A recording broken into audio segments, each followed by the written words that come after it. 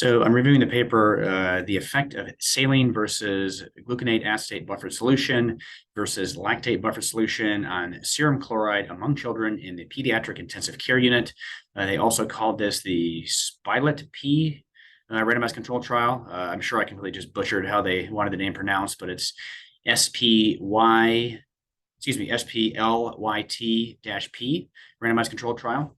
There is a growing body of literature in adults suggesting that we should be reaching for balanced solutions instead of saline, but the data translating this into children is lacking. There's not nearly as substantial data in children as we have in adults. In this, patients were randomized to gluconate acetate buffer solution versus lactate buffer solution versus saline as the IV fluid of choice in a 1:1:1 ratio. The primary outcome was an increase of sodium chloride of 5 or more milliequivalents within 48 hours, with secondary outcomes looking at AKI, hospital length of stay, ICU length of stay, and ICU free days. I will caveat this in that many of the adult studies looked at mortality as an outcome. I will say this is not a particularly useful outcome in children.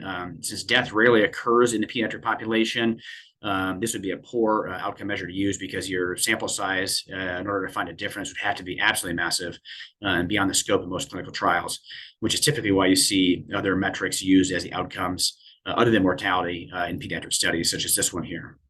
They found that the odds of experiencing the primary outcome was nearly half for gluconate acetate buffered solution versus saline, and a similar finding with lactate buffered solution versus saline. This finding persisted across the a priori defined age group sub-analyses that they performed, although the confidence intervals in some of the subgroups were a little bit wide because the group sizes were a bit small. I think this does suggest to us that even in the pediatric population, we should start reaching for balanced solutions more than saline when resuscitating. Tell me what you think in the comments.